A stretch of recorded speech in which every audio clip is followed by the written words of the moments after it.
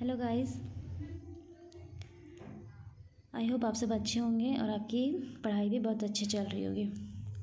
तो जैसा कि हमने कहा था आपसे कि हम 10 बजे आपका क्लास लेंगे झारखंड की नदियों के बारे में। तो चलिए अपने हम टॉपिक को स्टार्ट करते हैं। तो हम लोग अपने टॉपिक को स्टार्ट करने से पहले ना इस वर्ड को जानेंगे। कौन से वर्ड को? तो अफवाह तंत्र। मेनली जो होता है अफवाह तंत्र बोला किसको जाता है? बेसिकली देखा जाए तो इसको हम छोटे वर्ड में बोल सकते हैं ना, जैसे कि अफवाह तंत्र जो होता है ये किसी भी क्षेत्र नदी की तंत्र की व्याख्या करता है, नदी तंत्र की व्याख्या करता है। ठीक है, मतलब इसमें क्या होता है ना कि अलग अलग क्षेत्रों से, अलग अलग दिशाओं से छोटी छोटी धाराएं, छोटी छोटी नदियां आकर मिलती है और एक बड़ी नदी का निर्माण कर देती हैं। इसी को हम अफवाह तंत्र कहेंगे।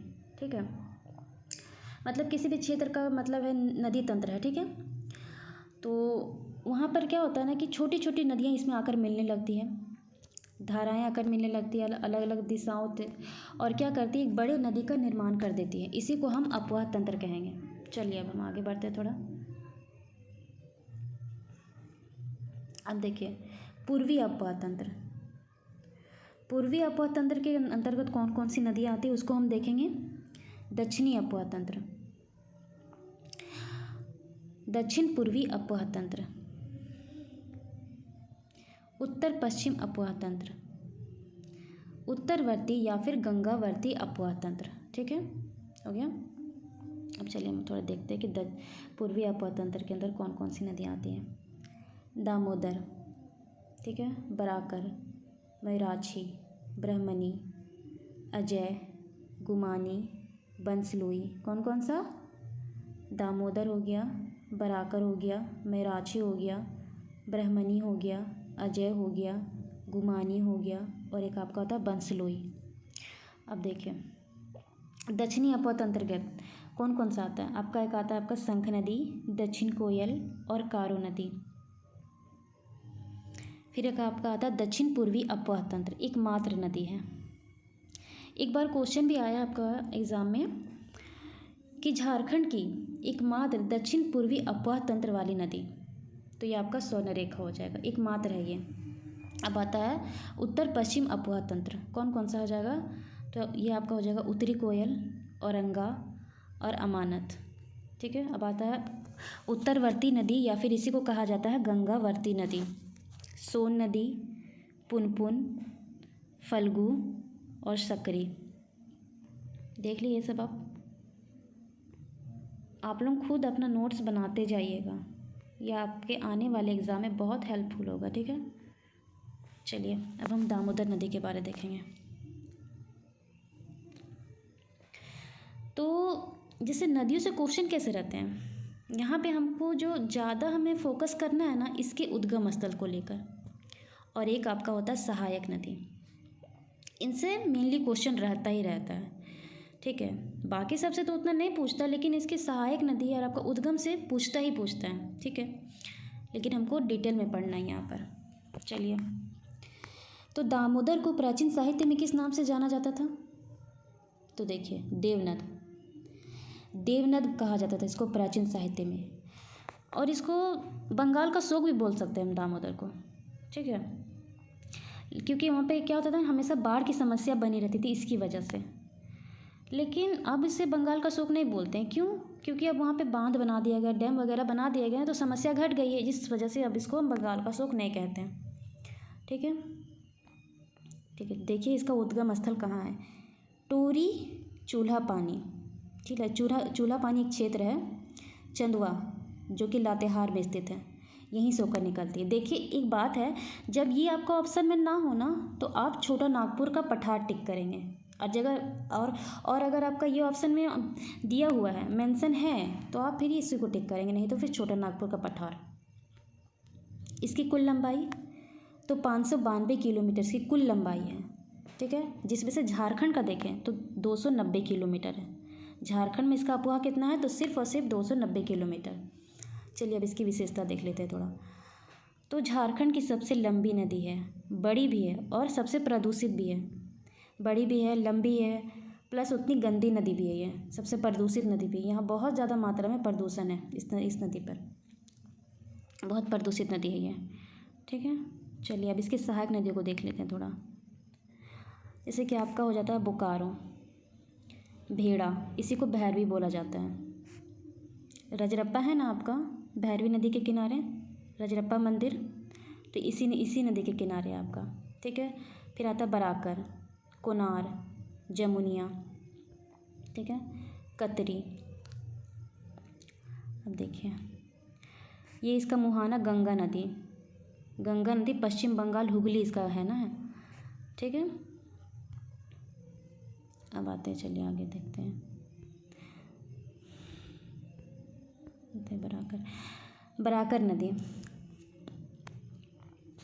बराकर नदी ये उत्तरी छोटा नागपुर पठार से होकर निकलती है। कहाँ से निकलती है? तो ये उत्तरी छोटा नागपुर पठार से होकर निकलती है। अगर ये ऑप्शन में ना हो और अगर छोटा नागपुर ऑप्शन में दिया गया हो पठार, छोटा नागपुर का पठार, तो फिर ये आप करेंगे। अगर ये दिया हो तो फिर इसको आप नहीं करेंगे, इसी को करेंगे। ठीक है, फर्स्ट में जो मतलब इसका जो हम देंगे ना मान्यता, वो इसी को देंगे, ना कि इसको। ठीक है, अगर ये ना हो तब तो हम इसको फिर टिक करेंगे ही।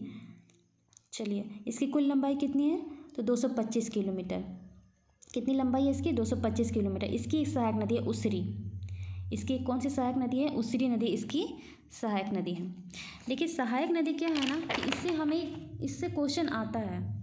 ठीक है, सहायक नदियाँ मतलब हम सब तो याद नहीं रख सकते, लेकिन सहायक नदियों से क्वेश्चन रहता ही है, इसलिए हम लोग इसको सहायक नदियों को अच्छे से याद करना होगा।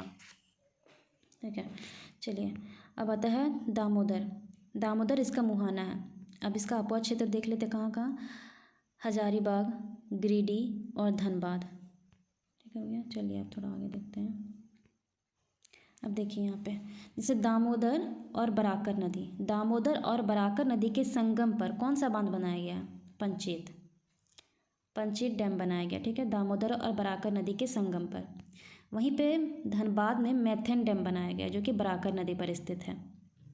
चलिए अब हम मयूराक्षी नदी के बारे में देख लेते हैं। मयूराक्षी नदी इसका उद्गम स्थल कहाँ है? तो ये त्रिकूट पहाड़ी। ठीक है, कहाँ से निकलती है? ये त्रिकूट पहाड़ी। कभी कभी ऑप्शन में ना त्रिकूट पहाड़ी ना देकर आपको त्यूर पहाड़ी दे देता है, फिर आपको वहाँ पे त्यूर पहाड़ी करना होता है, जो देवघर जिला से होकर निकलती है। जो कहाँ से निकलती है? ये देवघर जिला से होकर निकलती है। इसके ना कुछ उपनाम है, जैसे कि मोर और मोरांखी। इसकी विशेषता क्या है? झारखंड का एकमात्र नौकागम्य नदी है। मतलब झारखंड की एकमात्र हम बोल सकते, क्यों?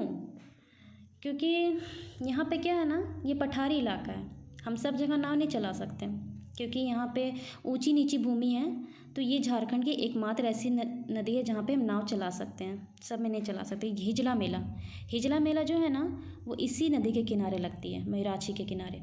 अब देखिए इसकी सहायक नदी को देख लेते हैं। घोघई, सिंध, दौना, टिपरा, पुसरो, मुनबिल, एक और है आपका भामरी। ठीक है, एक बार और देख लेते हैं। घोघई, सिंध, दौना, टिपरा, पुसरो, मुनबिल, भामरी। चलिए तो देखिए इसकी विशेषता एक तो है क्या, प्रारंभ में बोलने का मतलब है कि इसके उद्गम स्थल से, मतलब जब ये जहाँ से ये निकलती है ना ये नदी, वहाँ इसको मोतीहारी के नाम से जाना जाता है। फिर बाद में जब ये भुरभुरी नदी से मिल जाती है, आधे रास्ते में क्या होता है, ये भुरभुरी नदी से मिल जाती है, उसके बाद ही इसको मोर या मोरांखी या फिर मयूराक्षी बोला जाता है। ठीक है, चलिए अब थोड़ा हम आगे बढ़ते हैं। अब देखिए ब्रह्मणी नदी उद्गम स्थल कहाँ है इसका? कहाँ है उसका उद्गम स्थल?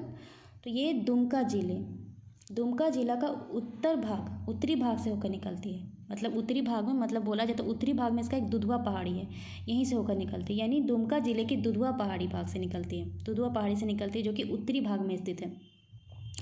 अब देखिए हम इसका सहायक नदी को देख लेते हैं। गुमेरो और एरो, इसकी दो मुख्य सहायक नदियाँ कौन कौन सी? गुमेरो और एरो। गंगा इसकी मुहाना है।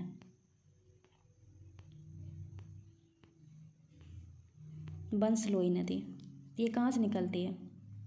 बंसलोई कहाँ से निकल रही है आपका? बंसलोई से आप देखिए, बांस से याद रख सकते हैं बंसलोई, है ना। तो बंसलोई नदी है, कहाँ से निकलती है? बांस पहाड़ी गुड्डा। उद्गम कहाँ है आपका? गंगा नदी। गंगा नदी इसका उद्गम है। अब एक तो आपका आता है गुमानी नदी, ठीक है। उद्गम कहाँ है आपका? राजमहल क्षेत्र, ठीक है। राजमहल क्षेत्र बेसिकली बोल सकते हैं कि साहिबगंज वाला क्षेत्र आ जाता है इसके अंतर्गत, ठीक है। अब आता है सहायक नदी, मरेल। मरेल इसकी सहायक नदी है, ओके। मरेल क्या है? इसकी सहायक नदी है। इसकी मुहाना कौन सा है? गंगा नदी। गंगा इसकी मुहाना है। चलिए लास्ट हमारा आ गया पूर्वी अपातंत्र का नदी, अजय नदी, ओके। चलिए देखिए इसका उद्गम स्थल, ये बिहार के मुंगेर ज़िले से होकर निकलती है। कहाँ से निकलती है? तो ये बिहार के मुंगेर ज़िले से होकर निकलती है। पत्थरों और जयंतिया इसकी सहायक नदी है। और ये गंगा नदी के भागीरथी कटब्बा के, मतलब ये गंगा नदी में जाकर मिल जाती है। कहाँ पर? तो कटब्बा के निकट। एक बात आप ध्यान दीजिएगा कि कभी कभी ऑप्शन में ना गंगा ना देकर आपका भागीरथी दे देगा, तो फिर हम उसको भागीरथी को टिक करेंगे, ठीक है। तो चलिए हम इसको अब यहीं तक रखते हैं, कल हम लोग देखेंगे। अब थोड़ा एक देखिए, जैसे ना कभी क्वेश्चन करता है, जैसे देखिए अजय नदी का उद्गम स्थल कहाँ है?